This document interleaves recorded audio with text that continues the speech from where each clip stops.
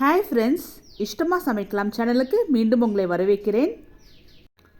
இன்னைக்கு கிருஷ்ண ஜெயந்திக்கு பிரசாதமா முறுக்கு எப்படி செய்யறதுன்னு பார்க்கலாம்। 2 கப் அரிசி மாவு எடுத்துக்கலாம்। இது நான் கடையில வாங்கின அரிசி மாவு தான் எடுத்துர்க்கேன்। நல்லா ஜலிச்சு எடுத்துக்கலாம்। 1/2 கப் பொட்டுக்கடலை மாவு, பொட்டுக்கடலையை நல்லா அரைச்சு ஜலிச்சு எடுத்துக்கலாம்। 1 டேபிள் ஸ்பூன் வெண்ணெய், 1 டேபிள் ஸ்பூன் ஓமம் இது போல கசக்கி போட்டுடலாம்। 1 டீஸ்பூன் எள்ளு, தேவையான அளவுக்கு உப்பு, காரம் தேவையான அளவுக்கு சில்லி ஃப்ளேக்ஸ் சேர்த்திக்கலாம்। இது எல்லாத்தையும் நல்லா கலந்து விட்டுறலாம்। சில்லி ஃப்ளேக்ஸுக்கு நான் வரமிளகா நல்லா வறுத்துட்டு நல்லா ஃபைனாக அரைச்சி போட்டிருக்கேன்। மிளகா பொடி சேர்த்தினோம் அப்படின்னா முறுக்கு கொஞ்சம் கலர் மாறும்।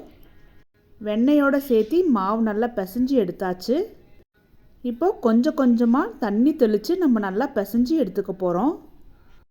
இன்றைக்கி முறுக்கு உதிரி உதிரியாக தான் செய்ய போகிறோம்। அதனால தான் 2 டம்ளர் அரிசி மாவுக்கு 1/2 டம்ளர் பொட்டுக்கடலை மாவு சேர்த்திருக்கோம்।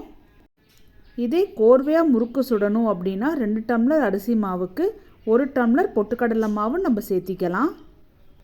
மாவை நல்லா இது போல் பிசைஞ்சு எடுத்தாச்சு। கையில் கொஞ்சமாக எண்ணெய் தடவிட்டு மாவு இது போல் எடுத்துடலாம்। முறுக்கச்சில் போடுறதுக்கு ஏற்ற மாதிரி நம்ம இது போல் உருட்டி எடுத்துக்கலாம்। நான் 3 கண்ணு உள்ள பிளேட்டு தான் போட்டிருக்கேன்। மாவு தேவையான அளவுக்கு இது போல் முறுக்கச்சில் போட்டு நம்ம சுட்டுடலாம்। கடாயில் சன்ஃப்ளவர் ஆயில் ஊற்றிருக்கேன்। மாவு கொஞ்சமாக போட்டு செக் பண்ணிடலாம் மாவு சூடாயிடுச்சான்ட்டு। எண்ணெய் நல்லா சூடாயிடுச்சு, முறுக்கு சுட்டு எடுத்துடலாம்।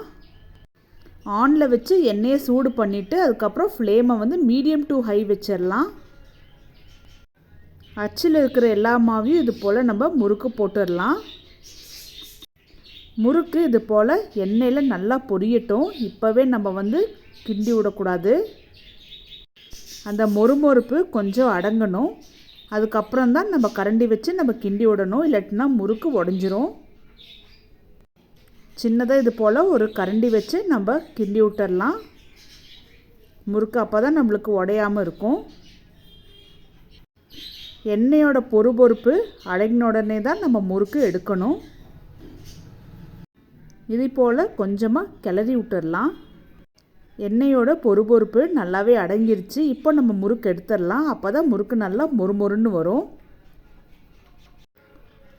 எண்ணெய் இல்லாமல் நல்லா இது போல் வடித்து எடுத்து டிஷ்யூ பேப்பரில் நம்ம வச்சிடணும்।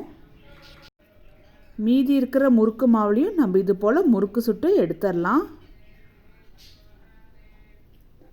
நம்மளோட மெஷர்மெண்ட்டுக்கு நம்மளுக்கு நல்லா மொறுமொறுன்னு முறுக்கு வந்திருக்கு। நாளான்னைக்கு கிருஷ்ண ஜெயந்திக்கு நீங்களும் இது போல் முறுக்கு செஞ்சு பாருங்கள்। என் வீடியோ நீங்கள் ஃபஸ்ட் டைம் பார்க்குறதா இருந்தால் லைக் பண்ணுங்கள், ஷேர் பண்ணுங்கள், சப்ஸ்கிரைப் பண்ணுங்கள்।